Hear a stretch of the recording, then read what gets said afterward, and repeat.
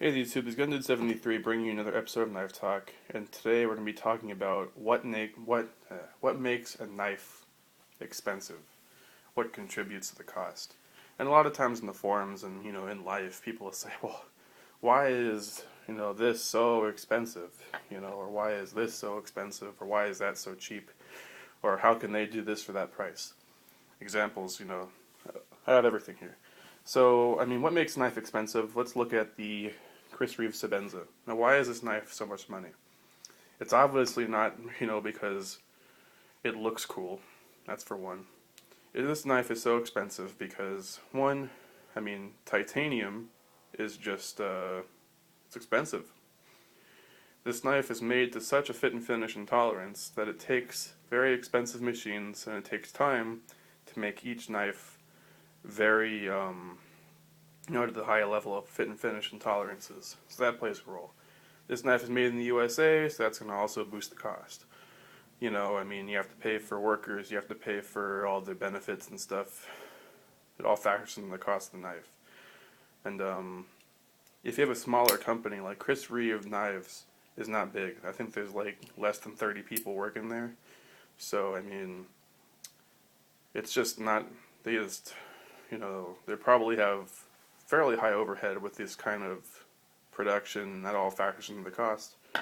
At the end of the day, they're probably not making a whole bunch of money on this. I mean, people equate high cost to making high profit. They're making $400 in each knife. Well, no, I mean, you have to figure in cost. I mean, how much does it cost them to have all their stuff, all their machines that they're still paying off? Those cost tens of thousands of dollars. I mean, to make a machine, to buy a machine, they pay that off over time. You know, and they have to have, some machines depreciate, and you have to write those off and all that businessy type stuff.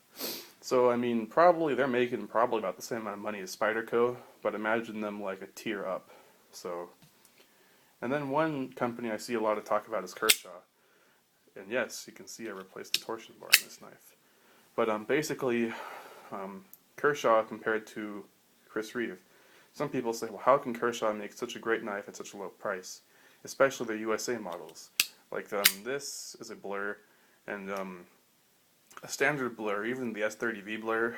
I mean, you can get a blem version of this at like, I don't know, $55, $60. New in box is probably going to run you around 70, which is still a great deal.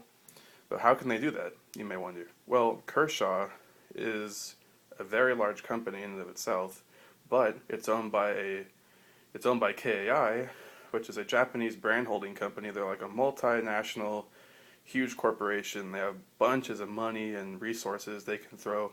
So if Kershaw, I mean, like, they just have so much more resources that, they can just bring you the knife at a lower price. If that makes sense. So, I mean, like, this blur is pretty decent.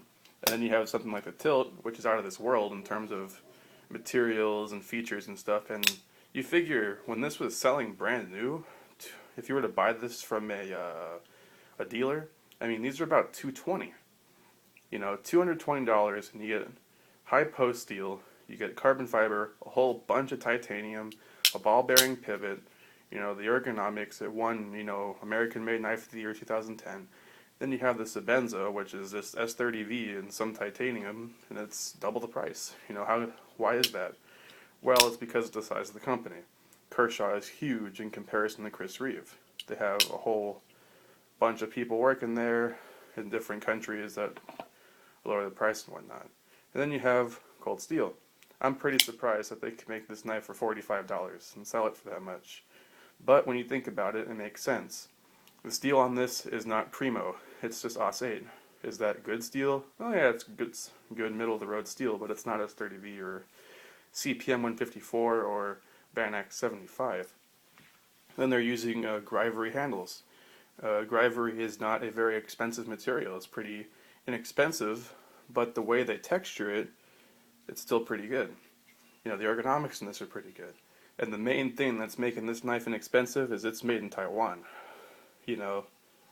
So I mean, when you make something in China or Taiwan or any other country that has a positive, exchange rate, I'm not even sure if positive is the right word, but if the exchange rate is so that the American dollar goes further in that country, then you're golden in terms of keeping the price of the knife down. So it's like when you take a knife, like go to Japan and make a knife as opposed to Taiwan, I think the yen right now is stronger than the dollar. So that would be why a Japanese knife is more expensive than making it in the USA, like for Spyderco, for example. And but I believe the new Taiwan dollar is cheaper than the dollar at the moment, so that's why this is cheaper to make. So I mean, there's a lot of factors that go into a knife price that most people just don't think about. I mean, you have the obvious ones like materials and country of origin. Then you have things like size of the company. If it's made overseas, what's the exchange rate? You know, how much of a fit and finish, what kind of tolerance they build in the knife to. All that stuff factors in, and it all affects the cost. So I mean, you know, even, I mean, if Cold Steel were to make something, you know, more expensive, it's still not as much as a Sebenza, you know what I mean? Or even like this Kershaw, in comparison to the Chris Reeve, you'd think, oh, well, it's so much larger and there's more materials there, why is it less money? Simply because Kershaw is a much larger company, you know, and probably also because it's just not made of the same fit and finish. So, hope that was entertaining and informational, guys. I appreciate the views. Requests are welcome, and I'll see you in the next video. Bye.